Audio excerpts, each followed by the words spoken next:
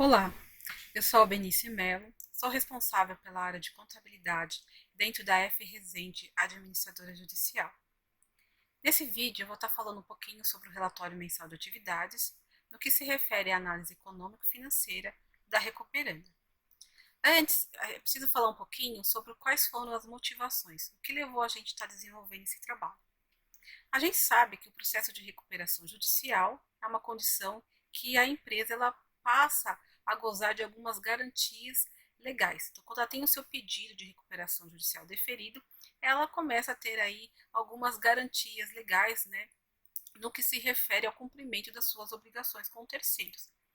Logicamente que isso também exige dela o cumprimento de algumas obrigações. Tá? Então a gente tem aí uma situação em que a recuperanda, né, ela tem a manutenção dessa condição de recuperanda depende do atendimento de algumas obrigações, né, nos ditames aí da lei.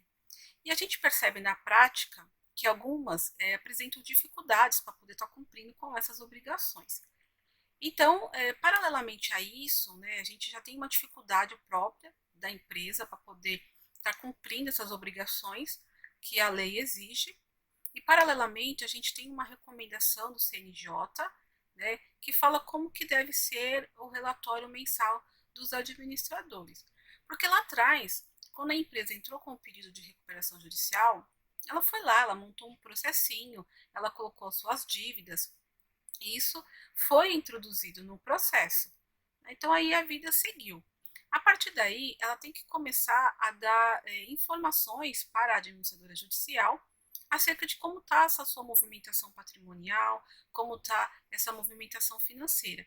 E a gente tem percebido que muitas tá tendo dificuldade no momento em de estar tá informando, né, de estar tá passando essas informações para a recuperanda, para a administradora judicial.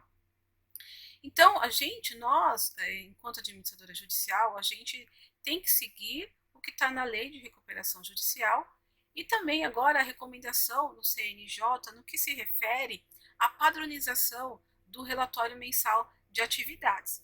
Então, a ideia de a gente estar fazendo esse trabalho, esse vídeo, esse tutorial, é para que a gente alinhe procedimentos. A ideia da gente não é fazer dar mais trabalho para uma recuperanda que já está ali, de repente, com dificuldades, de repente ela já não tem recursos ali para poder estar disponibilizando pessoal para poder estar formatando isso, estar formatando aquilo, das informações que a gente está pedindo. Então, aqui a ideia não é aumentar o volume de serviços para uma empresa que a gente sabe que às vezes já está até com dificuldade. A ideia aqui é alinhar procedimentos para que a gente faça uma única vez algo, para que a gente reduza o número de explicações complementares que a análise de alguns relatórios faz com que a gente tenha que fazer, faz com que a gente tenha que perguntar. Então a gente acaba tendo um volume grande de troca de e-mails, muitas recuperandas não compreendem a informação que a gente está solicitando.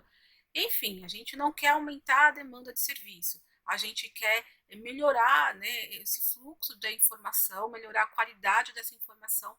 Para quê? Para que quando ela venha para a gente consiga analisar sem ter que ficar cobrando a informação complementar, sem ter que falar que, olha, fazer menção no próprio RMA de que tem uma divergência, de que um número não fecha com tal informação. Tá? A ideia é a gente pegar uma informação melhor, pegar uma informação com maior qualidade, para que a gente consiga fazer uma análise e perguntar, né, o menos possível, vai perguntar somente aquilo que realmente a análise não permite que a gente consiga chegar naquela informação, tá? Então a ideia aqui desse tutorial é simplificar o processo, jamais torná-lo mais difícil, né? Torná-lo mais incompreensível, vamos dizer assim. Tá? A ideia é simplificar. Como a gente vai estar falando bastante sobre parte contábil, análise financeira da empresa, embora eu vou tentar aqui falar de uma forma bastante simples, é um conteúdo técnico. Então, a ideia é que esse tutorial seja repassado para quem é o responsável pela escrituração fiscal e contábil da empresa, tá? É importante isso, por quê? Porque muitas vezes aquele que está ali, o administrador da empresa, ele não tem um conhecimento ali técnico de muitas coisas que vai estar sendo dito aqui. Então é importante que ele passe para o seu contador, seja ele interno ou seja ele externo. Tá? Porque esse sim ele vai ter condições de, a partir do momento que ele ouvir esse vídeo, que ele verificar as informações que estão sendo passadas aqui, de estar repassando a informação correta para a gente, ok? Então vamos lá. A gente começa falando sobre o fluxo de informações mensais e trimestrais que precisam ser passadas para nós, administradora judicial. A gente, mensalmente, vocês recebem um e-mail, olha, até o dia 15 disponibiliza tais documentos, né, tais informações. Então, a gente tem ali o balancete, o razão, demonstração de fluxo de caixa, enfim. A gente vai falar um pouquinho, né, eu vou falar aqui um pouquinho de cada um desses itens. A gente vai começar falando sobre o balancete mensal analítico. Tá.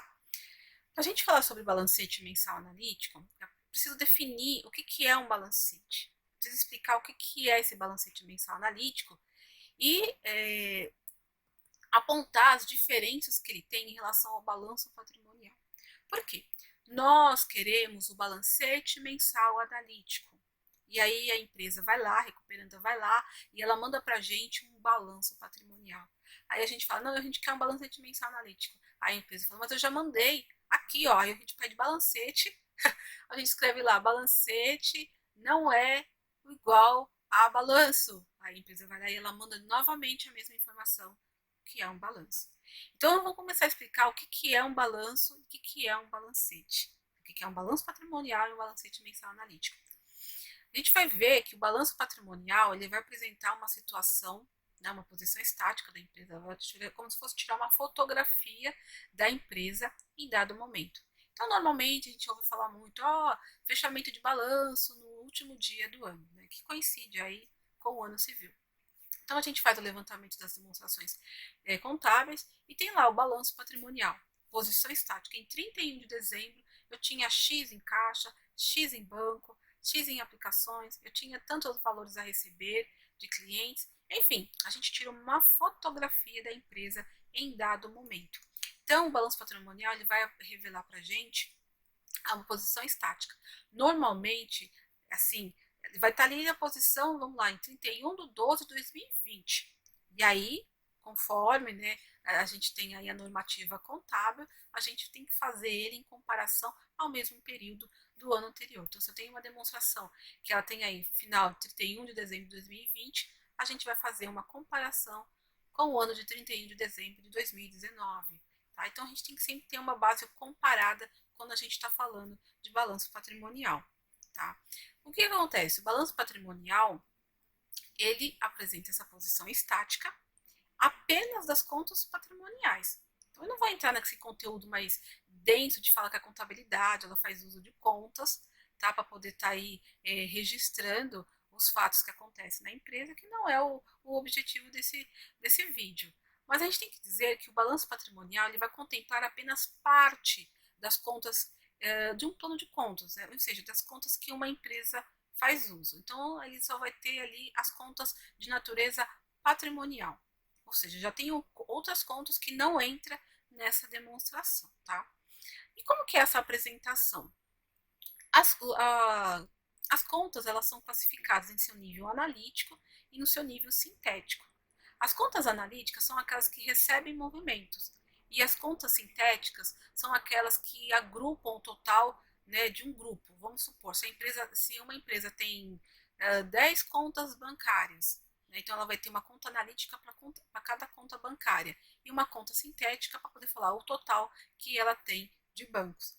Então, a apresentação dentro do balanço patrimonial, ela é uma apresentação também por grupos, ou seja, eu não sei quanto tem em cada banco, mas eu sei que o total de bancos é X, vamos dizer assim. Então, ela apresenta é uma apresentação sintética. Eu não sei o conteúdo analítico daquele grupo, mas eu sei apenas o seu total.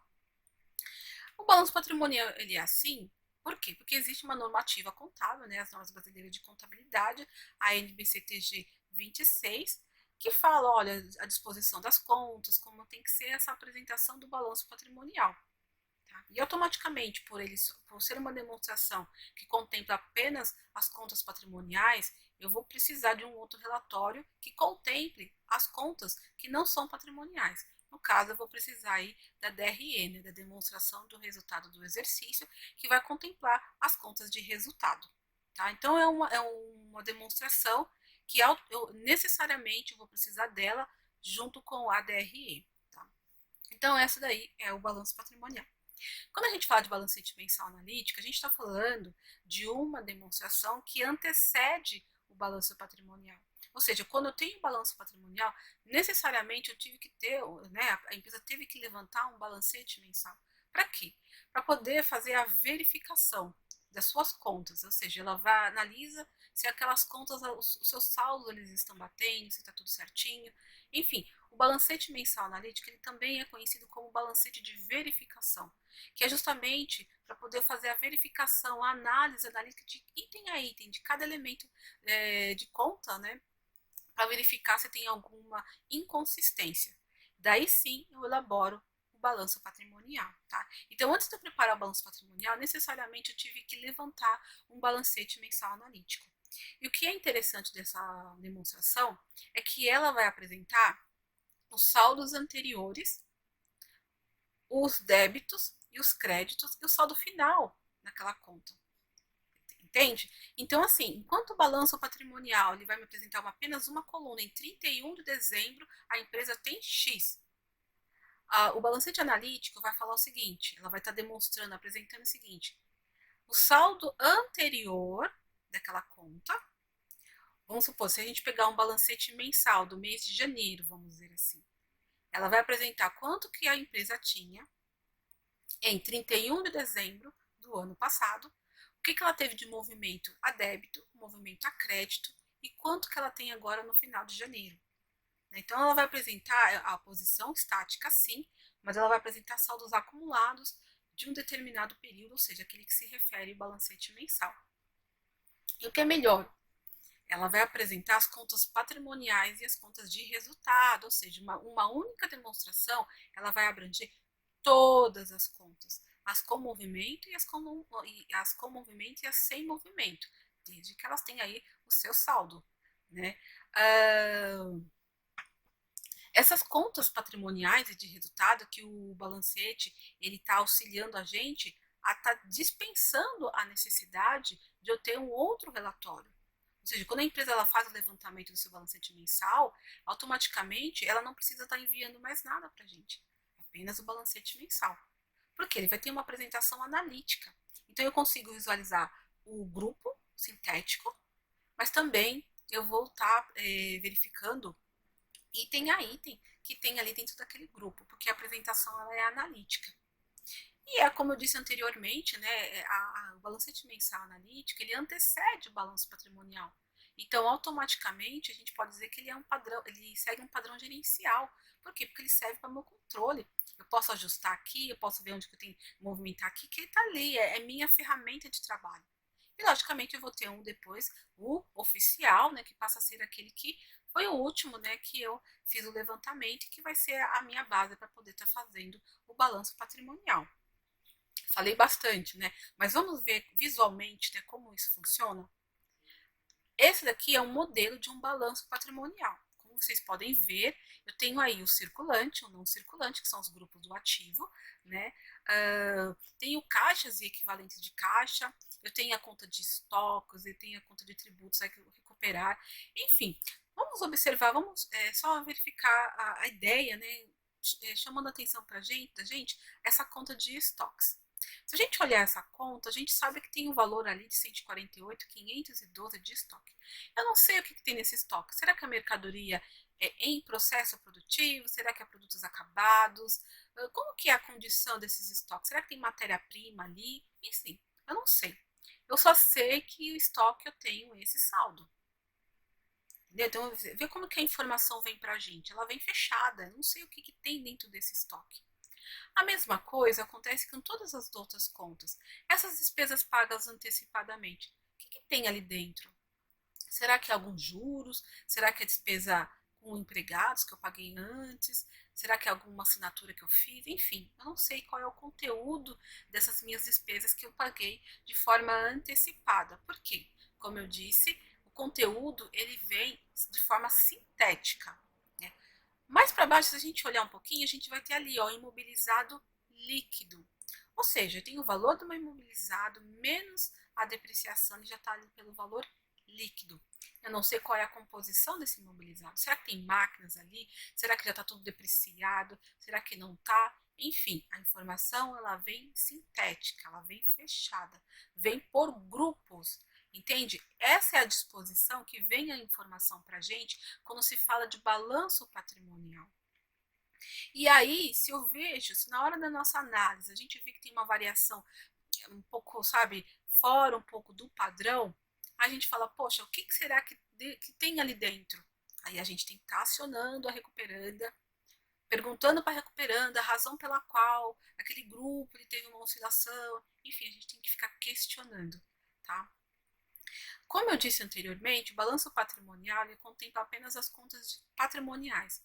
Então, eu vou precisar de outros relatórios, ou seja, da DRE. Aqui é um outro modelo de balanço patrimonial. Vamos observar que nessa conta aqui, tá vendo? A gente fala de fornecedores, a gente não sabe quem são esses fornecedores. Fala de obrigações financeiras. Será que obrigações financeiras é empréstimo? Né? Assim, será que é só empréstimo? Será que é empréstimo com instituição financeira? Será que tem mútuo também envolvido nessas obrigações financeiras? Mútuo será com partes relacionadas? Enfim, essas obrigações fiscais e trabalhistas, o que será que tem ali dentro? Será que tem tributos misturado com salários? Enfim, a informação ela vem para a gente sintética, a gente não consegue abrir, a gente não consegue fazer uma análise apurada e verificar o que realmente tem ali dentro de cada um desses itens. Né? E essa é a razão pela qual a gente dispensa o balanço patrimonial e a gente faz o uso do balancete mensal analítico. Esse daqui é a DRE, tá? Que se faz necessário quando a empresa manda o balanço patrimonial. Então, eu não consigo fechar uma análise se eu não consigo verificar também naquele período qual foi o comportamento ali, né, do seu conteúdo ali, no que se refere à exploração da sua atividade, que é demonstrado pela DRE. Então, necessariamente, quando a empresa manda o balanço patrimonial, ela vai ter que estar disponibilizando para a gente também a DRE. Então, essa aqui é a DRE que ela vai estar trazendo para a gente as contas de resultado. E aqui é o balancete mensal analítico. Nossa, só da gente olhar assim, a gente já sente, né? A gente já percebe, né, como ela é um relatório, vamos dizer assim, poluído. Né? Qual é o número de informações muito mais abrangente? A gente tem aí, olha, o saldo anterior. Então, se a gente tem aqui, ó, o mês de janeiro, saldo anterior, olha, em 31 de dezembro de 2019, o saldo daquela conta de caixa, o saldo daquela conta de clientes. A gente tem esse movimento anterior, depois a gente tem a movimentação que ocorreu nessa conta débito, depois a crédito e o saldo atual, ou seja, saldo em 31 de janeiro de 2020. Então, nesse grupo aqui do banco conta movimento, por exemplo, se eu tiver uma variação um pouco mais significativa, eu consigo, pelo detalhamento da demonstração, verificar exatamente qual foi o elemento patrimonial que ocasionou aquela variação. Eu não preciso estar acionando a empresa, eu não preciso estar contatando a recuperanda para que ela explique, para que ela faça o levantamento das informações e esteja repassando para a gente. Tá? A gente já consegue olhar e verificar o que foi que está acontecendo ali, entende? O mesmo acontece com quaisquer outros elementos aqui. A gente verifica que nessa da coluna da esquerda, a gente tem contas que são do ativo, à nossa direita a gente tem aqui as contas que são do passivo, mas não termina, e do patrimônio líquido, que a gente já tem aqui nessa outra apresentação, a gente já consegue verificar que é uma demonstração que também vai contemplar as contas de resultado. Então eu já consigo verificar tudo que aconteceu dentro daquele período apenas com o balancete patrimonial, com o balancete de verificação. Tá? Então, a gente pede para que as empresas, para que as recuperandas, tá, deixem, elas não precisam estar mandando balanço patrimonial mais a DRE. Façam um levantamento do balancete mensal analítico, que é essa demonstração que vocês estão vendo. Tá? Ela tem esse nível de detalhamento das informações. Né? Faça esse levantamento, a última apuração, o último levantamento, faz a assinatura do responsável pela escrituração contábil e envia para a gente. Tá? Então, quando a gente fala para vocês assim, olha, a gente quer o balancete mensal analítico, é essa demonstração que a empresa precisa estar fornecendo para a gente, e não o balanço patrimonial. Tá? Por essa série de informações que ela contempla e a gente precisa para poder estar fazendo as nossas análises. Paralelamente a isso, a gente vai ter informações que está meio solta ali, a gente sabe que teve um movimento numa determinada conta, mas a gente não conseguiu visualizar ainda a razão, né? Por que será que cresceu tanto, que baixou tanto aquele cliente? Enfim, será que ele recebeu daquele cliente? Será que ele baixou? De repente aquele cliente ele não vai receber mais dele, então baixou lá para perdas, enfim. É por isso que a gente também precisa do razão analítico. Tá? Razão analítico não é livro diário, tá? Tem uma diferença entre esses dois relatórios, mas o razão analítico ele vai possibilitar que a gente identifique os lançamentos que foram efetuados e que gerou aquela variação dentro daquela conta patrimonial, tá?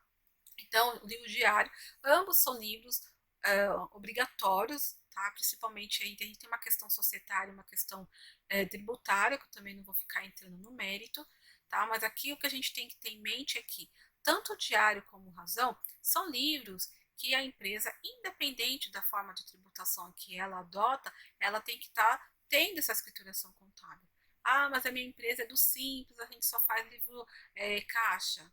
Né? Então, rever aí os procedimentos com a contabilidade, porque o regime tributário da empresa em nada tem relação com a sua escrituração. Tá? Então, não é porque a legislação tributária, de repente, ela não exige isso, primeiro que ela não tem competência para isso. Não é porque essa legislação ela dispensa a utilização de escrituração comercial que a empresa não deva adotar. A gente tem aí que tem informações gerenciais até mesmo para a administração aí da empresa, tá? Então, o que a gente vai estar pedindo também é que seja enviado mensalmente o livro razão daquele período. Por quê? Porque quando a gente tem uma variação, a gente já consegue identificar o que foi que aconteceu, né? Ou qual foi a contrapartida utilizada. E aí sim, se tiver alguma coisa que a gente ainda persistir em dúvidas, somente assim, somente nesse momento é que aí a gente vai lá acionar recuperando. Tá? Como eu disse desde o começo do vídeo, a ideia não é aumentar o volume de serviços, a ideia não é ficar ali, sabe, trocando e-mails aqui, ou com quem eu falo, com quem eu deixo de falar. Não, a ideia é a gente trazer informação um nível de qualidade, detalhamento maior, para que a gente tenha que o menor número de dúvidas, vamos dizer assim, para poder estar aí acionando a recuperando. E, logicamente, a gente vai estar informando tudo isso dentro do RMA para que a recuperanda possa estar aí acompanhando, tá? Então, a gente tem o livro diário, que ele vai apresentar a escrituração diária, tem lá o que aconteceu diariamente com a empresa. Essa é a ordem do livro diário, é uma ordem cronológica. Então, a gente abre o livro diário, a gente vai começar a verificar a movimentação dele diariamente, né, por mês ali, certinho. Ele segue o padrão, tá, de escrituração do ITG 2000, tá? E ele integra também o sistema SPED, né, que é uma obrigação tributária, mas o livro diário tem que estar sendo colocado ali justamente para poder estar na base ali da Receita Federal. E a gente não está pedindo um livro diário para a empresa. Por quê? Porque a informação dentro do livro diário ela vem ali por dia. Então a gente vai ter muita dificuldade para de repente estar verificando pontualmente o que aconteceu com determinada conta. Então por isso que a gente não quer o livro diário, a gente quer o livro razão. Tá? Apenas o livro razão, não precisa mandar diário. Mas o livro razão ele vai apresentar essa movimentação analítica, ou seja, por conta. Ali eu consigo ver a movimentação que aconteceu, tudo que aconteceu no caixa de uma vez, sabe? Ali a movimentação está separada por contas, também de ordem cronológica. Também segue o padrão ITG de escrituração. Mas o livro o razão analítico, ele serve como um controle auxiliar, principalmente para empresas que são tributadas pelo lucro real, que de repente tem que estar controlando aí as suas adições, as suas exclusões. Então aí tem o fisco que fala, olha, se deduzir alguma coisa tem que estar bem aberto para poder não haver glosas, entendeu? Então por isso que eu falo, essa escrituração já são é uma escrituração que a empresa ela já tem que adotar por uma questão aí legal, né? Então a gente não está pedindo nada além do que a empresa já tem obrigação aí de estar cumprindo, tá? A gente só pede aí o compartilhamento de informações, tá? Mas vamos avançando mais um pouquinho, a gente vai falar agora sobre um outro item que também... Bom, mas antes deixa eu só mostrar o modelinho do que é o livro diário, tá? Vocês podem ver que tem aí a movimentação é por dia, e aqui a gente consegue olhar que a conta contábil ela está misturada.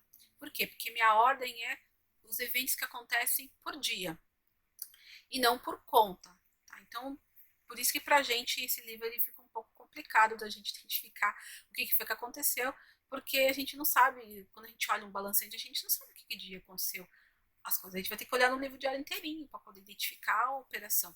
Mas, quando a gente tem o livro Razão, ele vai fornecer para a gente as informações por conta. Então, a gente consegue identificar a contrapartida daquele movimento. Então, vamos lá, se eu tenho uma variação da conta de clientes de forma muito significativa, eu consigo ir na conta de clientes e verificar o que debitou ou o que creditou de forma relevante, qual foi a contrapartida. E a partir daí, eu consigo até mesmo, de repente, numa eventual dúvida, direcionar até melhor para a recuperanda qualquer tipo de questionamento. Entende? Então facilita muito para a gente o processo de comunicação, até mesmo em caso de dúvidas, tá bom? Então é isso que a gente queria estar falando também a respeito de livro diário e livro razão. Vocês vão estar precisando mandar para a gente, além do balancete de verificação, né, o balancete mensal analítico, o razão também analítico. Outra demonstração que surge, né, que gera bastante dúvidas, é em relação ao fluxo de caixa. Tá? A demonstração do fluxo de caixa, ela é também uma obrigação, uma demonstração de adoção obrigatória, e o foco dela são as disponibilidades da recuperanda. Então, o que são as disponibilidades?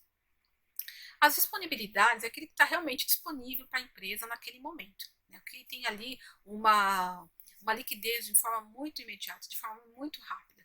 Tá? Então, ela consegue levantar aquele valor ali rapidamente. Né? A gente tem aí, então, o que a gente tem que contemplar de controle quando a gente fala de fluxo de caixa?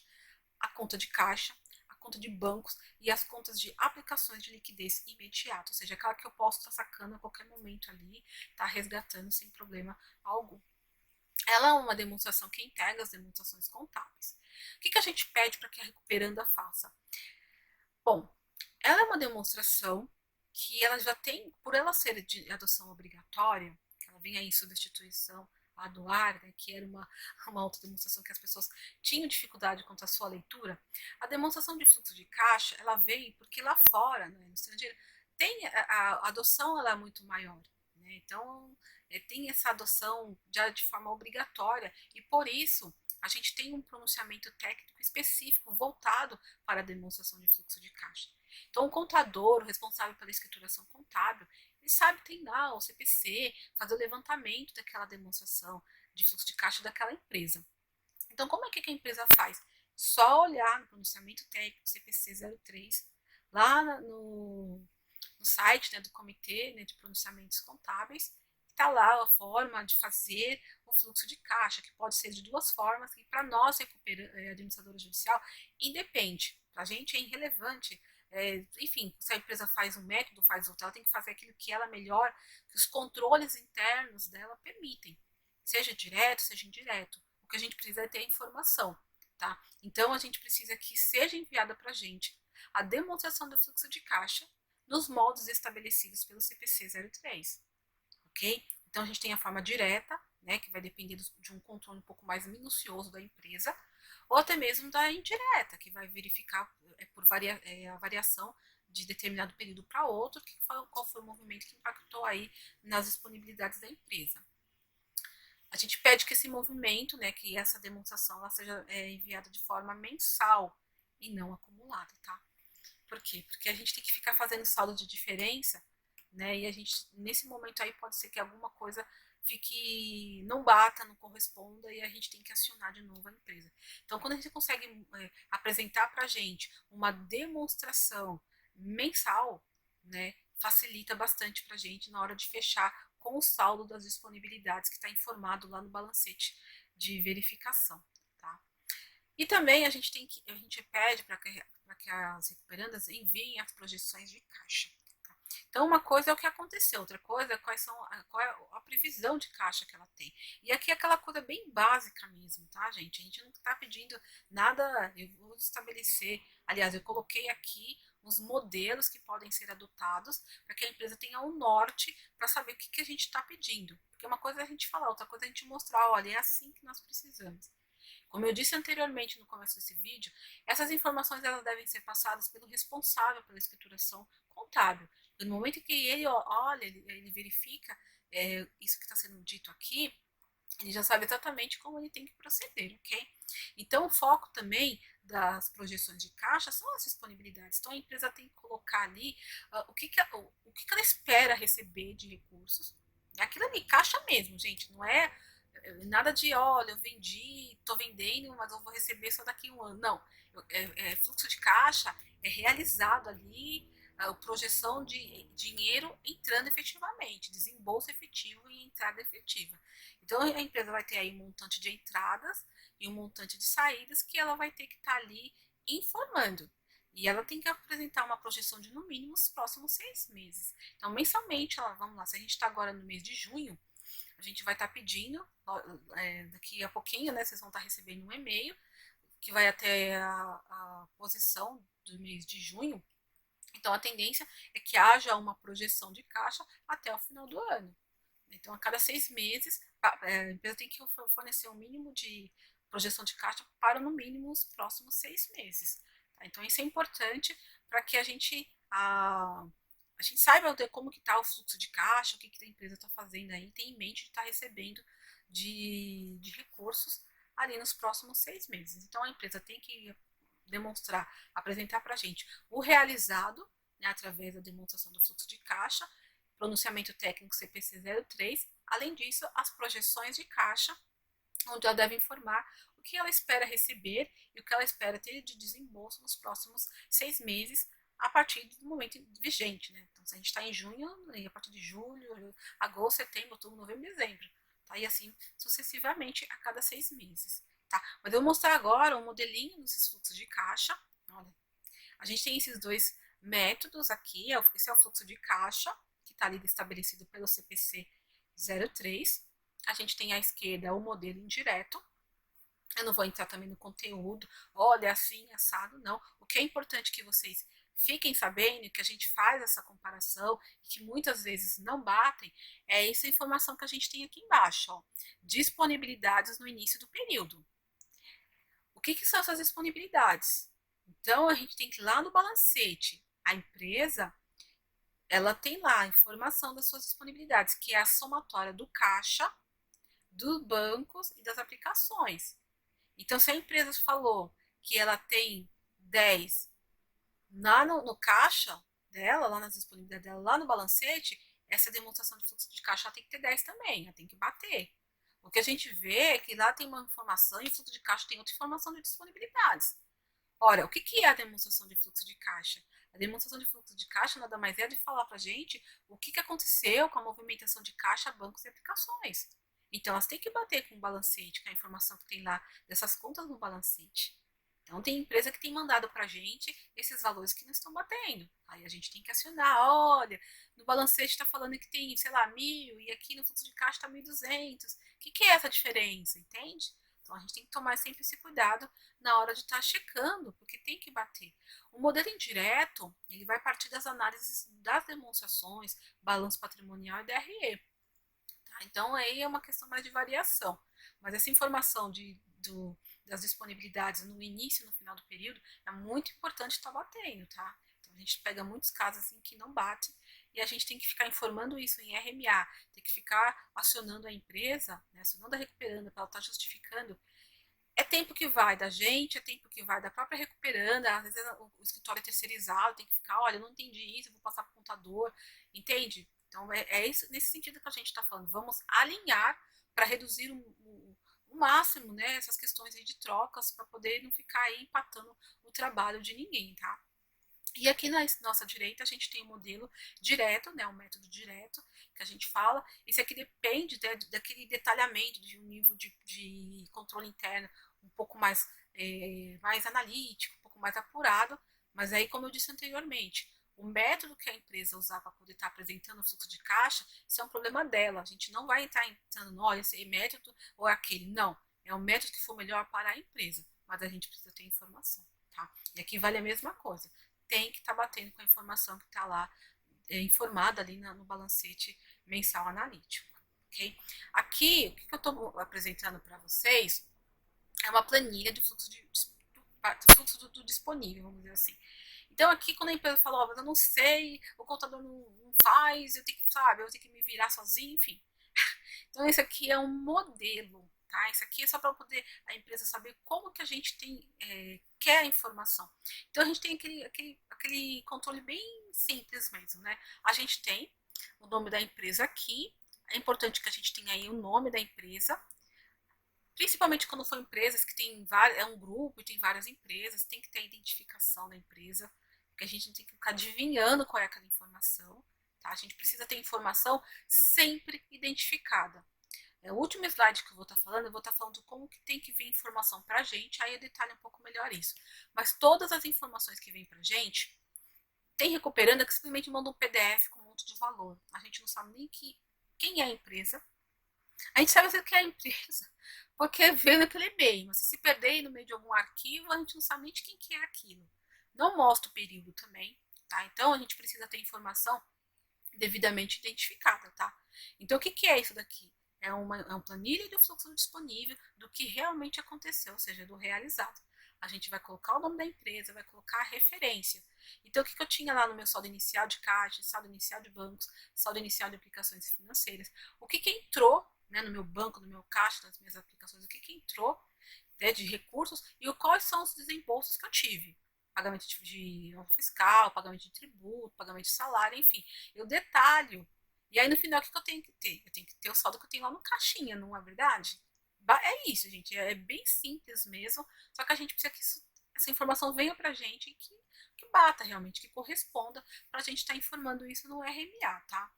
Essas informações, elas precisam estar aí assinadas, tá? E com responsável também. Ah, por que precisa assinar? Por que precisa ter um responsável? Porque se de repente tiver alguma inconsistência, eu já sei direto, olha, precisamos falar com fulano. Quem deve ser acionado? Porque muitas vezes a gente sabe que a gente está no momento incerto. Até ontem era fulano que era responsável. Fulano foi embora, fulano não está mais, fulano é de outro departamento, quebrou um galho aquela vez, sabe? A gente precisa saber quem é que fez a planilha, quem é que é o responsável pelaquela informação, para a gente ir direto na fonte, falar, olha, quem elaborou, foi fulano, a gente precisa ter dando uma diferença, ó, precisa de um esclarecimento X, enfim, isso vale para toda a informação que chegar para a gente, tem que estar aí devidamente identificado aí com o nome completo, assinado e com o cargo do responsável por aquela informação, ok? Esse daqui é um fluxo de caixa do disponível, do realizado e também serve para as projeções. Então, ali enquanto tem o que aconteceu, aqui é mais para o futuro, aqueles 6 meses que eu falei anteriormente. Então, a gente tem uma planilha aí do fluxo disponível, o que a gente está projetando, está recebendo, né, e o que a gente está projetando, está desembolsando. Todas essas planilhas que eu vou estar mostrando aqui, a gente vai estar compartilhando com a empresa, com as recuperandas, para que elas possam estar mandando a informação para a gente completa, né, do jeito que a gente precisa que seja encaminhado. Esse outro item que a gente solicita, as informações dos colaboradores, é outro item que dá bastante diferença. A gente já pediu para poder a empresa, às vezes, de repente, mandar o CAGED, mas mesmo o CAGED, se ela retifica, se ela faz alguma coisa ali, vem diferente. Então, ela manda uma informação, depois ela retifica, ela não informa para a gente. Toda e qualquer informação mandada para a administradora judicial, ela precisa ser a última, a oficial, ela precisa ser aquela que depois não foi retificada. Isso vale para balancete, isso vale para informação de colaboradores, isso serve para tudo. Foi a última coisa que nós fizemos, foi mandar as informações para a administradora judicial. Né? Lembrando, gente, que a gente precisa ser o mais transparente possível dentro de um processo, a gente precisa estar reportando essas informações que vão ser lidas ali, vão ser analisadas por credores. Então, se a gente informa no mês que teve 2 e no outro mês a empresa, não é 2, é 3, eu falo, peraí, né? Entende? A gente fica numa situação que a gente pega a informação do jeito que ela vem, que às vezes, muitas vezes não bate, e a gente tem que ficar pedindo para a empresa ou retificar ou ficar esclarecendo o que foi que aconteceu, tá? De novo, é por essa razão que a gente precisa do responsável por aquela informação. O relatório, todos eles precisam vir, né, identificados e assinados pelo responsável, ok? A gente tem aqui a planilha de controle de colaboradores. O que a gente precisa ter dessa informação, né, aqui? A gente precisa ter o nome da empresa, tá? De quem é esses, onde que esses colaboradores eles estão registrados, tá? Qual é o período, né? Janeiro, fevereiro, qual ano? Qual era a quantidade de colaboradores que eu tinha no início do período, ou seja, janeiro. Quanto que eu tinha lá em 1º de janeiro? Comecei as minhas operações nesse mês. Quantos funcionários eu tenho? Ah, eu tenho 10. Bom, quantas admissões eu tive no período? Quantas demissões eu tive no período? E qual é o meu saldo final de colaboradores? Ok? Isso que eu preciso estar mandando. O meu saldo final de um período, ele tem que corresponder ao meu saldo inicial do período seguinte. Tem informações que vêm a essas variações. Ah, mas isso é tão óbvio, tão básico isso. Tudo que eu estou falando aqui, gente, são coisas que a gente já identificou erros, a gente já identificou dificuldades. E por isso que está sendo mencionado, ok? Mas vamos seguindo. Então, a gente precisa que essa informação venha a quantidade no início do período e no final do período, né, para poder a gente verificar qual foi a variação que teve dentro daquele mês, dentro daquela competência que a gente está trabalhando. E agora, a gente também tem uma situação, né, enfim, por causa da pandemia, por causa da condição de recuperanda mesmo, né, dessa quantidade de colaboradores que a empresa tem ali no final do período, todos estão ativos ali, trabalhando e tal. Tem alguém afastado? De repente está de licença, de repente está ali, enfim, por alguma razão não está ativo, está afastado da condição aí de trabalho. Então a gente precisa também estar informando. Então se a empresa ela tem lá 100 funcionários no final do período, olha, está os 100 trabalhando, então a gente coloca aqui embaixo, né, na coluna de ativos, né, a quantidade, ó, tá os 100 ativos. Ó, eu tenho 3 que estão de licença maternidade, vamos dizer assim. 3 sofreu um acidente, está afastado. Enfim, a gente precisa ter essa informação detalhada para a gente dessa quantidade de colaboradores, tá? Outro item importante, né, sempre dentro da competência, tá? São o custo da folha de pagamento. Tem empresa que fala, é só olhar no balancete que tá lá. Tá, mas lá no balancete a gente não sabe a quantidade de funcionários que a empresa tem, a gente não sabe se todos estão ativos, se aquele montante, aquele custo de funcionários que estão ativos ou não. Então a gente precisa do preenchimento dessa planilha. Tá?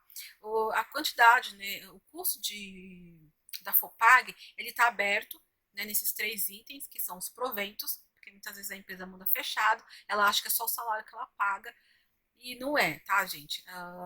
Custo de folha de pagamento, ela vai muito além do que o salário que a empresa paga para o funcionário. Então, se o funcionário ele ganha, sei lá, R$ 2.000, para a empresa ele vale praticamente 4.000, né? O desembolso que ela tem em relação àquele funcionário não fica nos 2.000. Então, é por isso que a gente tem aqui essa informação de forma aberta, que a gente tem que informar. O que realmente é proventos, assim, salários, gratificações, enfim, adicionais aí, são os proventos. A gente tem o INSS patronal, ou seja, aquele que a empresa é responsável pelo recolhimento.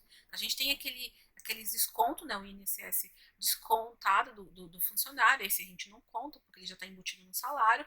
Quem está arcando, quem está financiando essa parte é o empregado, tá? Mas a parte do INSS patronal da empresa, esse é aquele desembolso, né, despesa mesmo da empresa, tá? Então isso também é um custo para a empresa, assim como é o FGTS, tá? Então a gente tem um custo da FOPAG, é tudo isso que contempla esse valor, esse custo, tá?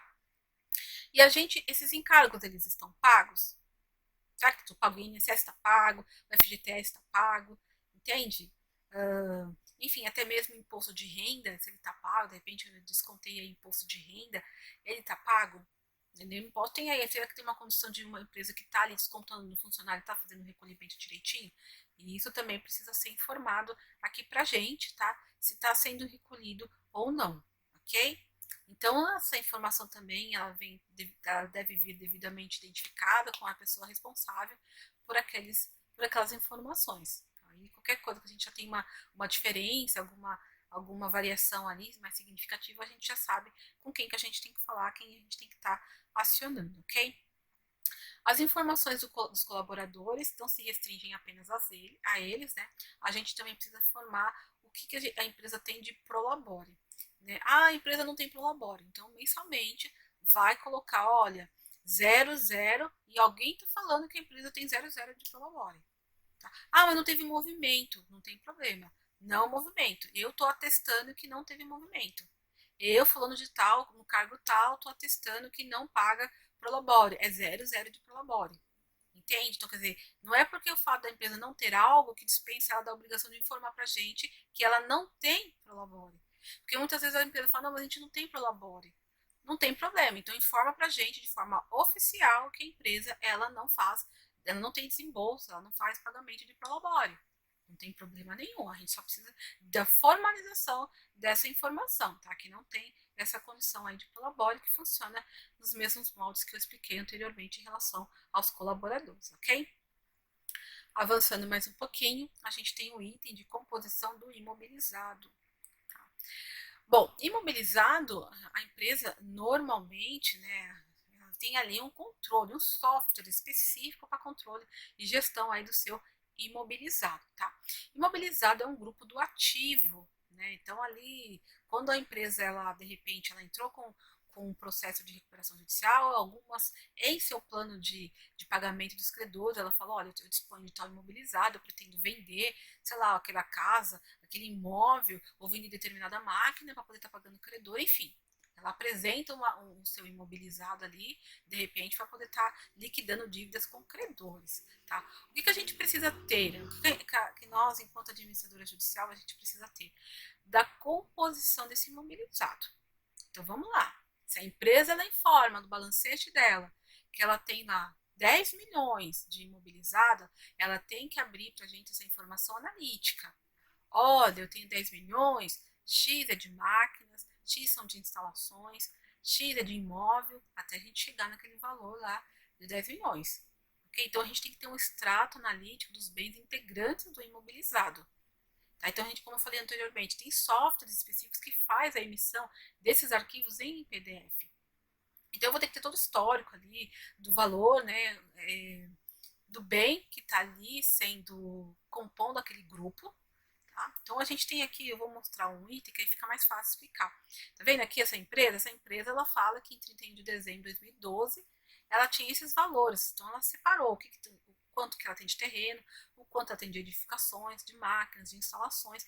É um modelo assim que a gente precisa que venha para a gente, em que a gente consegue enxergar de forma analítica, né? Alguns balancetes fornecem isso para a gente, tá? Mas a gente precisa saber, principalmente, se teve movimentação. Movimentação tanto de entrada, ou seja, aquisição de imobilizado, mas principalmente de baixas. Tá? Então a gente precisa saber se a empresa ela comprou imobilizado, por que, que ela o fez? Né? Ela contraiu uma dívida, ou de repente, por que, que ela contraiu? Ela trouxe para ela, né? Ela adquiriu aquele imobilizado, e principalmente o porquê que ela se desfez daquele imobilizado. Por que ela vendeu aquela máquina? Para quem que ela vendeu? Então, tudo isso você tem que estar informando para a gente. Então, a gente tem que ter uma informação analítica do imobilizado.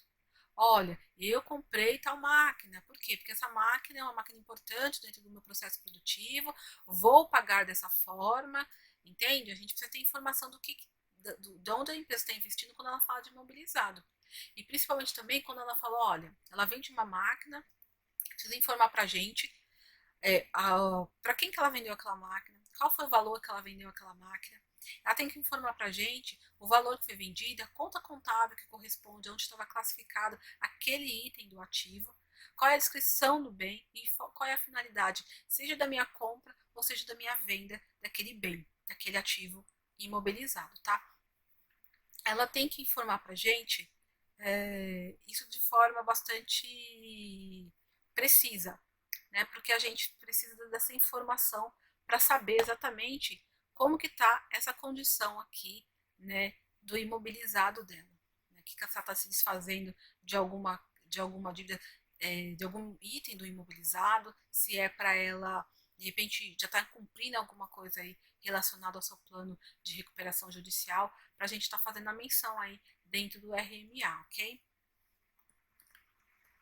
Bom, falando agora de contas a receber, do controle de contas a receber, ou da sua age list, né, que nada mais é, ao pé da letra, aí, uma lista do envelhecimento, ou seja, a gente tem ali, no contas a receber, que é um grupo ali do ativo, a gente tem que ter informações sobre a condição, vamos dizer assim, sobre a qualidade daquele ativo. Então, a gente precisa ter uma composição analítica dos recebíveis da empresa. Por quê? Porque às vezes tem coisas que ficam paradas ali, de repente a empresa fala, não, mas eu estou faturando bastante, mas a gente não sabe se a empresa está recebendo. Né? Será que esses clientes eles estão pagando em dia? Está tendo atraso? De repente a empresa está enfrentando dificuldade com inadimplência? Né? Quais são as medidas que ela está adotando para poder estar enfrentando essa inadimplência? Então a gente precisa de um age list que nada mais é do que a descrição analítica desses recebíveis, contendo a informação da emissão da nota fiscal ou do documento que comprova que houve aquela venda. Tá? Tem que ter um número certinho, quem comprou, né, qual foi o valor e a data de vencimento, a previsão de recebimento. Isso a gente pode estar conseguindo extrair dentro de relatórios financeiros mesmo. Por quê? Porque contas a receber tem aí a gestão de um software financeiro. Então a gente consegue extrair, como eu disse, é algo que é só ir lá no sistema, ele puxa certinho o valor do que tem a receber e tem que estar batendo sempre com o que está no balancete. Né? Não bateu a informação lá, a gente aciona a empresa também, porque a gente precisa que isso também bata com aquele número. Se a empresa está falando que ela tem lá, sei lá, 10 para receber, a gente tem que ter lá qual é a composição desses 10 certinho, ok? O age list ele tem essa carinha mais ou menos para a gente saber, vocês entenderem mais ou menos o que é.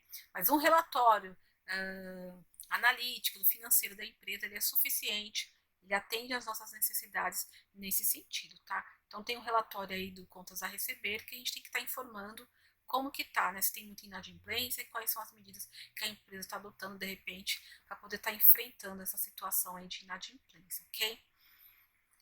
Aqui a gente tem o valor aqui, ó, né, que é o total a receber, que é isso que eu tô falando, que tem que estar batendo com a informação que eu tenho no meu balancete analítico, tá? Então esse é o age list que a empresa também tem que estar fornecendo pra gente. Agora, né, um item também que é extremamente importante, que a gente também verifica que as empresas vão dar uma informação de forma bastante solta, né, às vezes não tem aí um direcionamento, mas o que essa administradora judicial quer, porque eu já mandei, né, enfim, fica aquela coisa toda, né. A gente vai falar agora um pouquinho sobre endividamento não sujeito à recuperação judicial. Então a gente vai falar um pouquinho sobre, né, o que é que a gente precisa que seja informado para a gente, como é que essa informação ela deve vir para a gente. Vamos lá. Quando a empresa ela fala, ó, eu preciso, eu quero passar pelo processo de recuperação judicial, sabe? Eu preciso de um tempo para poder pagar esses credores, enfim, eu preciso de um tempo, eu quero pedir a recuperação judicial. Então ela vai lá, ela cria uma lista, tudo que ela deve. Aí a administradora judicial valida aquela lista, então ela fala que está devendo X. Então ela manda, lembra, ela tem uma lista. Ela olha item a item, quem é, a data de emissão, o valor que deve, e quem é, para quem se deve e o valor. É exatamente isso que a gente precisa. Tá? Só que a gente precisa de listas, vamos dizer assim, após, né, o processamento dessa recuperação judicial. Porque se a gente tem uma lista que esses são os credores sujeitos à recuperação judicial, tá, eles ficam num canto, eles estão ali numa classificação. Depois, a empresa continuando as suas operações, para desenvolver essas atividades, ela vai contrair novas dívidas, ela vai contrair aí, vai fazer novas transações. É o controle dessas novas operações que não estão sujeitas à recuperação judicial que a gente precisa. Então, a gente tem os controles dos créditos sujeitos à recuperação judicial, que deve corresponder com o que está ali na contabilidade, ou seja, mais precisamente no passivo da empresa. Tá? Então, eu coloquei aqui, ó, depender do plano ofertado, né? A gente tem a carência que implica no controle de contas de longo prazo. O que quer dizer isso? A gente, vamos dividir em duas partes. tem as empresas que estão, os créditos, né, sujeitos à recuperação judicial, que eles vão estar ali dentro de determinada regra, que cada empresa vai ter a sua, de acordo com o seu plano. E aí a gente vai estar ali, de repente, falou, ó, eu vou começar a pagar só daqui 2 anos. Vamos lá. Então a gente sabe que tem um passivo, entre aspas, parado ali na contabilidade, que se referem a esses créditos que estão ali com a sua exigibilidade suspensa. Mas vamos lá, está ali quietinho. De repente, se tiver que fazer alguma atualização, a depender, né, de como que foi determinada essa atualização, a empresa já pode fazer o reconhecimento dentro da contabilidade. De repente, se tiver um pagamento ou outro a cada 6 meses, ela vai baixar aquele passivo. Mas enfim, a gente tem essa informação, né, que tem que estar ali, tem que ter uma correspondência dentro da contabilidade. E depois disso, a gente tem um outro grupo, que é o endividamento que não está sujeito à recuperação judicial e que foram os débitos que foram contraídos após o deferimento, né, do pedido. E isso pode ser de qualquer natureza, né? A gente tem aí, de repente a empresa tem fornecedores, aí a gente tem aquela classificação, né, de trabalhistas, garantia real, os quirografários, né? E a gente tem que só tomar cuidado, por quê? Porque numa mesma conta contábil, vamos lá pegar um exemplo aqui, colocar nesse outro quadro, que fica aí mais fácil para poder estar compreendendo. Que nem essa empresa aqui, ela fala pra gente que ela tem 473,27 de débito com fornecedores. Nós, enquanto administradora judicial, a gente não sabe o que tem ali dentro. Será que esse 4.000, ele está sujeito ou ele não está sujeito à recuperação judicial? Ah, não, ali é um credor corrente, ele não está sujeito, mas a gente precisa dessa informação, entende? Os meus credores sujeitos à recuperação judicial, como prazo, é só daqui, sei lá, 2 anos, eu coloquei no longo prazo, certo? Mas daqui 1 ano, quando você tiver que reclassificar, eles vão vir tudo para curto prazo. Então, por isso que a gente precisa dessa informação aberta.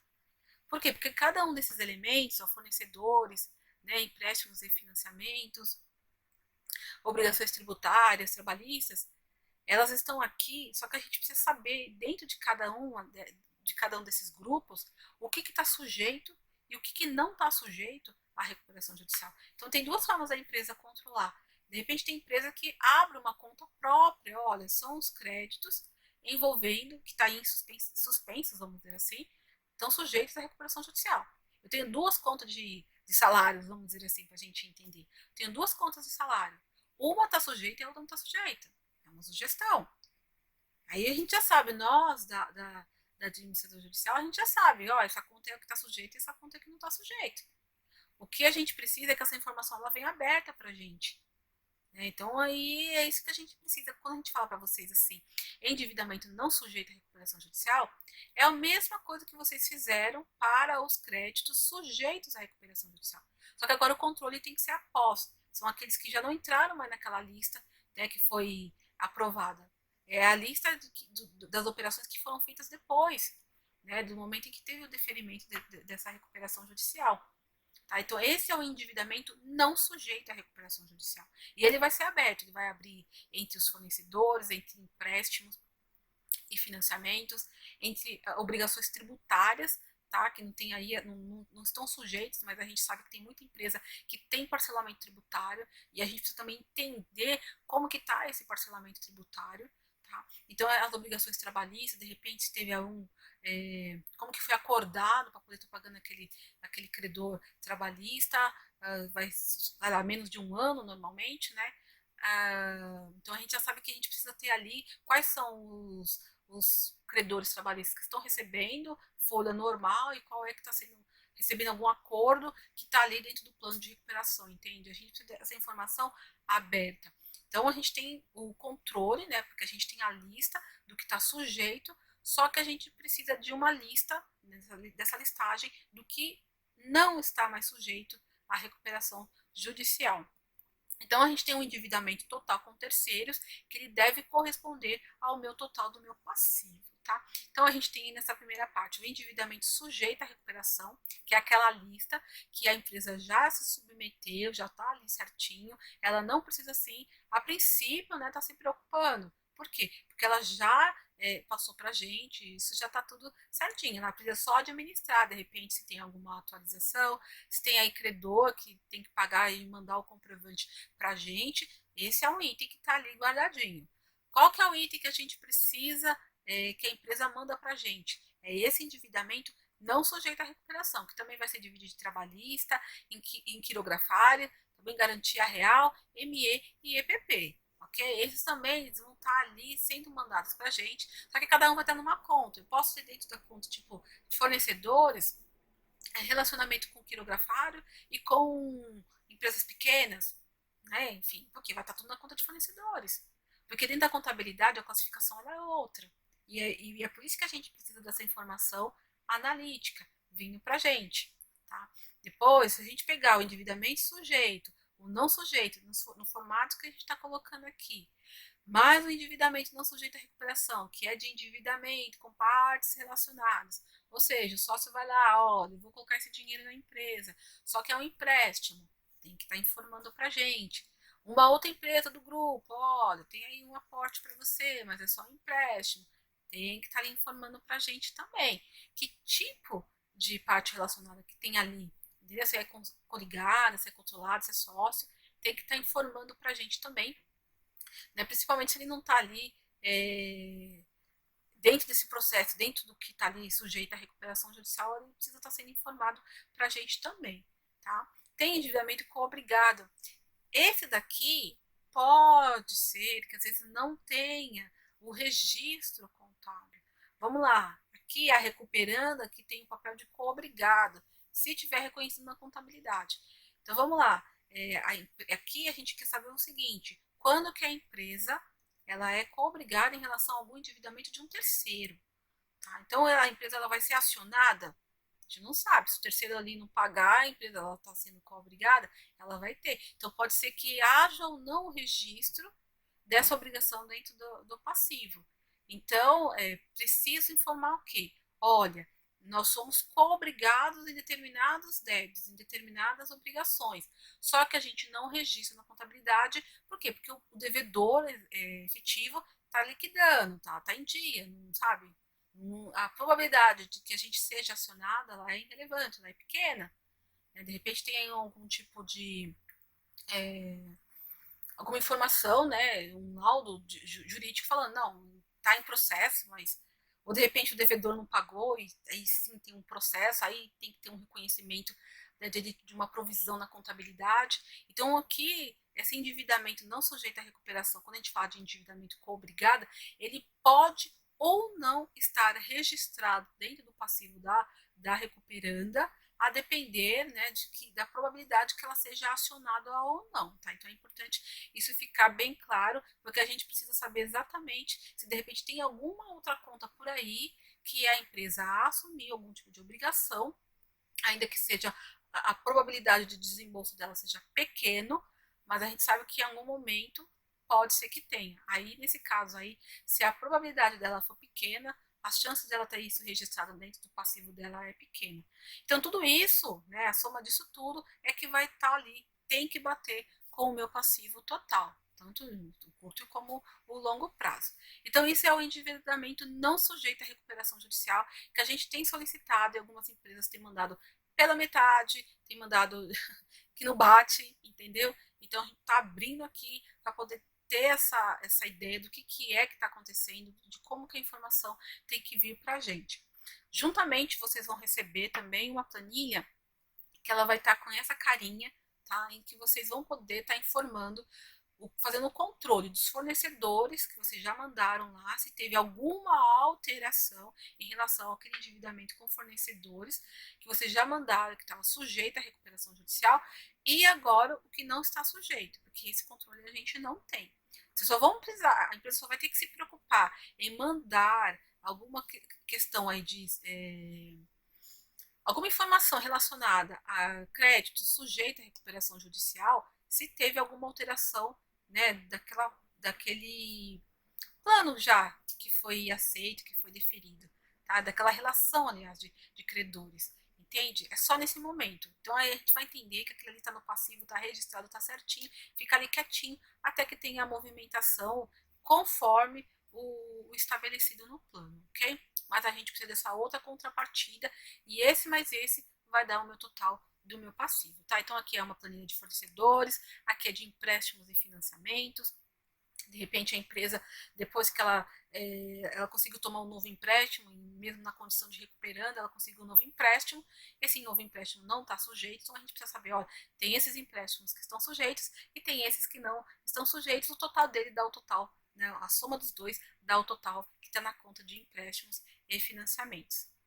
Aqui é a mesma coisa para as questões de natureza trabalhista, tributária não é o caso, mas a gente tem que ter um endividamento aí, principalmente se ele tiver parcelamento, tá? A gente precisa dessa informação também aberta, qual é o tipo de fisco, se é o fisco municipal, federal, entendeu? A gente precisa dessa informação, qual é o tributo que está sendo envolvido, quanto que se deve aí de tributos para poder a gente estar informando também. E aqui a gente tem o resumão, né, dessa situação de endividamento não sujeito à recuperação judicial. A gente tem a natureza, né, do endividamento, se é fornecedores, se é empréstimo, se é trabalhista, se é tributário, se é com partes relacionadas, se é a empresa na condição de coobrigada, onde a probabilidade de desembolso dela é grande, né? Então a gente tem o que está sujeito à recuperação e o não sujeito à recuperação, e esse total é o que a gente vai verificar lá no passivo, lá no balancete da empresa, se está fechando ou não. Aí a gente sempre pede, tem que estar fechando direitinho, porque toda a dívida da empresa tem que estar ali devidamente escriturada, devidamente registrada na sua contabilidade. Ok?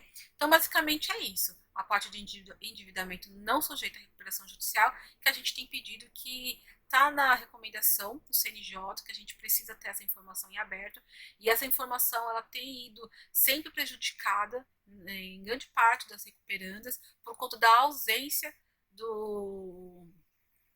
da informação, do envio da informação pela recuperanda. Então, nosso papel aqui, enquanto administradora judicial, é orientar, né, é dar ciência à recuperanda de que ela precisa passar essa informação para a gente, né, porque vai sempre de forma reiterada essa informação prejudicada, o que pode acabar às vezes, depois prejudicando a própria recuperanda, ok? Aqui agora a gente vai estar falando sobre as informações que elas precisam ser enviadas para a gente, mas assim, não é mensalmente. Ela precisa ser mandada para a gente pelo menos a cada 3 meses, né, uma atualização dela. Não é uma informação que a gente sabe que vai mudar constantemente, ou seja, que ela sofre mutação, que são os principais clientes e fornecedores. Tá? É uma informação que a gente precisa saber, pelo menos quais são os 10 maiores, ou seja, os principais clientes e fornecedores, os 10 mais clientes, os 10 mais fornecedores, tá? E por que que aquele cliente, ele é o principal cliente seu? Será que ele corresponde a um faturamento seu considerável? A mesma coisa que ele é fornecedor, será que é um fornecedor de uma matéria-prima importante para o seu processo produtivo? Enfim, quais são as razões pelas quais clientes e fornecedores, eles são principais, eles são importantes para aquela empresa? Qual é o papel que eles exercem, né, aí na qualidade de cliente, na qualidade de fornecedor. Então, uma informação que ela não vai mudar todo mês, então é uma informação que a gente precisa dela pelo menos a cada trimestre, a gente reporta nos RMAs de forma reiterada, né, essa mesma informação, e a cada 3 meses a empresa ela só ratifica, complementa, altera, enfim, essas informações para a gente estar atualizando dentro do RMA. Mas é importante a gente saber quem são os fornecedores e principais clientes dentro da Recuperanda, tá?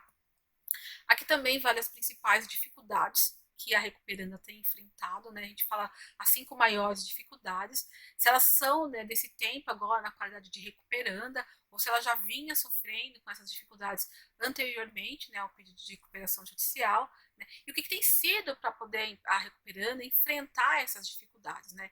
O que tem sido feito? Será que essa decisão, né, essa atitude, ela é uma atitude, só um paliativo ali, né? De repente, olha, a gente faz isso porque, sendo que o certo era fazer uma outra coisa, né? Mas a gente não pode fazer o ideal, a solução ideal, porque a gente não tem condições. Então a gente precisa falar, olha, para aquela dificuldade X, a gente tem adotado determinado comportamento, determinada atitude, porque a gente não pode tomar uma melhor, ou de repente, não, a melhor solução é essa que a gente já tem adotado, e quais são a efetividade da superação, né? Para se superar isso, né? Qual é a efetividade desse caminho que se foi escolhido, né? Então, olha, a gente tomou essa atitude, a gente espera que, sei lá, daqui 1 ano, daqui 2 anos, essa dificuldade ela já esteja aí sanada, já esteja aí solucionada, enfim. Qual é a previsão de eliminação, né, ou pelo menos redução dessas dificuldades? Também é uma informação que ela não muda mensalmente, então a gente só precisa que ela seja passada para a gente pelo menos a cada 3 meses, para fins mais de acompanhamento mesmo, ok? Aqui também é a parte de indicação de ativos essenciais, né? De repente uma máquina, de repente um imóvel. Enfim, aqui é mais o que é importante, o que é relevante para a empresa dentro daquilo que ela desenvolve, né? E por qual razão? De repente, olha, a gente tem um imóvel que tem uma fábrica X, porque ali de repente está perto de tal cidade, que tem fluxo de pessoas, que de repente é estratégico para a empresa por alguma razão. Enfim, a gente não pode se desfazer dessa máquina, desse imóvel. Enfim, é um caminho que já leva para determinado local, fica mais fácil, fica mais viável, reduz custo. Enfim, é para indicar para a gente quais são esses ativos que, se a empresa de repente tivesse que se desfazer, ela ia sentir muito, ia ter um impacto muito significativo nas suas operações, e qual seria de repente o custo, né? Como que ela ia de repente poder estar repondo aquele ativo para ela continuar desenvolvendo as suas atividades. Então isso também é algo que não muda de forma mensal, né? Então a gente só precisa dessa informação trimestral mesmo para poder a gente só estar fazendo o um acompanhamento também, ok? Bom, basicamente era isso que eu queria estar passando para vocês, né? Aqui a gente fecha com a parte de estudo de mercado e indicadores. Aqui é uma visão um pouco mais abrangente que a Recuperando ela tem que apresentar para nós, no sentido de onde ela está, qual é o seu negócio, e onde ela está ali, de repente, se situando dentro dos seus concorrentes, dentro do próprio mercado, numa visão mais macro, né? Então, aqui ela está contextualizando, ó, o nicho que eu atuo é esse, eu estou nesse nível, eu estou dentro do que os meus concorrentes fazem, eu estou alcançando esse nível, enfim, é mais um posicionamento, né, do seu negócio dentro do segmento em que a empresa atua. Também a gente já sabe que é uma informação que não muda a todo momento, então essa aqui só é importante, né, de repente, a cada 3 meses estar reportando para a gente estar efetuando o acompanhamento também. Então, é o estudo de mercados e indicadores, né, para poder a gente estar atualizando aí dentro do RMA. Bom, procurei ser o mais breve possível dentro desse tutorial, explicar exatamente qual é o objetivo da gente estar desenvolvendo esse trabalho, né? A gente pede que as informações cheguem para a gente, né, dentro de uma formatação padronizada, que é arquivo PDF, tá? A gente não quer arquivos em Excel, arquivo de Excel, software, a gente consegue mexer, manipular. Arquivo Excel a gente não consegue fazer assinatura, a gente não sabe quem preencheu. Ah, mas quem preencheu esse? Foi fulano, foi Beltrano, a gente não consegue chegar em quem é o responsável pelaquela informação, tá? Então, os arquivos sempre em formato PDF. Todos os arquivos que forem mandados para a administradora judicial, eles têm que ter identificação de quem é essa informação, de quem é a empresa, sabe? Qual é o período que se refere àquela informação. Tem muitas empresas que mandam informação atual, saldo atual de quando? A gente, veja bem, a gente está, nós não estamos dentro da empresa. Toda a informação que vem para a gente, ela vem em forma de relatórios. Então, a gente vai ter uma dificuldade muito maior de compreender as informações se elas vierem cada um mandar de um jeito. Então a gente vai ter que acionar recuperando. Ó, o mês passado, aqui no Excel tá falando que veio 2, tinha 2, agora você fala que tem 3. Não, sabe? Ah, mas é porque alguém mexeu, alguém não mexeu, sabe? Então fica bastante complicado pra gente ter que ficar acionando a recuperando toda hora para estar fazendo esclarecimentos adicionais, para estar explicando para ela, olha, não era assim, era assado. Então a gente espera que esse tutorial tenha auxiliado a empresa a estar melhorando esse processo dela, não aumentando o seu serviço. Pelo contrário, a gente está alinhando esse procedimento para justamente a gente reduzir o refazer um trabalho, um rever um procedimento, porque tudo aquilo que aqui está sendo pedido já são documentos, já são informações que já é, por lei, já é obrigatório a empresa estar tendo, já tem que estar ali na mão, é só com o compartilhamento de informações que a gente está pedindo, tá? Então, tudo tem que vir com a devida identificação, principalmente de quem é que está assinando aqui. É o administrador judicial, é o administrador da empresa? Ótimo, tá lá o nominho, cargo, administrador, assinatura, ótimo. Se a gente tiver alguma dúvida, a gente vai acionar essa pessoa. Ah, é um gerente do RH que está mandando a parte de controle de pessoal. Gerente de RH devidamente assinado, com o cargo certinho, no nosso formato PDF ali, tá? A assinatura pode ser digital, a assinatura pode ser física, mas o documento tem que vir para a gente identificado. A gente tem recebido algumas demonstrações que a empresa manda e depois fala, não, mas mudou. Entendeu? Então, peraí, não era aquela informação oficial? A empresa manda a informação para o administrador judicial, aquela informação a gente vai entender como sendo oficial. Para qualquer alteração que a empresa faça, a gente vai fazer menção também dentro do RMA. Ok? A gente tem que tomar cuidado também com o padrão de moeda que a gente está usando. Padrão com a casa cheia, ou seja, com todas com o padrãozinho, com as casas decimais, tá? A gente sabe que tem um formato, às vezes não, um formato lá para publicação de balanço, é formato em milhares. A gente não quer nada disso, a gente quer o grossão mesmo, sabe aquela informação que a gente tira na base mesmo? Vai lá no sistema contábil, imprimir lá em PDF, balancete analítico, vai lá, imprime, assina, tira uma foto, lá escaneia, manda para o AJ, fechou com a gente. A gente quer descomplicar os processos e não torná-los mais difíceis, ou que tem que ser assim, ou que tem que ser assado. Eu sugiro que o responsável pela escrituração contábil leia a resolução CNJ número 72, né, onde lá está de forma explicadinha, né, quais são o que nós, enquanto administradora judicial, precisa estar informando dentro do RMA. Né, acho que é importante a empresa estar sabendo, porque pode acreditar que às vezes o volume de informações é muito grande, mas nada daquilo que aqui está sendo pedido é além daquilo que está sendo determinado e padronizado pelo CNJ. Né? E eu, Albenice, né, eu me coloco aí à disposição, né, em caso de dúvidas, em caso de dificuldades, para poder estar atendendo qualquer item, né, daquilo que foi discutido, que foi colocado aqui. Procurei ser o mais breve possível para não tornar esse vídeo muito longo, mas o volume de informações ele é grande, mas a gente espera que com isso, né, diminua realmente o fluxo de demandas em nossos e-mails, no sentido de pessoas de recuperandas com dificuldades, com dúvidas em relação àquilo que a gente solicita mensalmente, ok? É isso. Muito obrigada.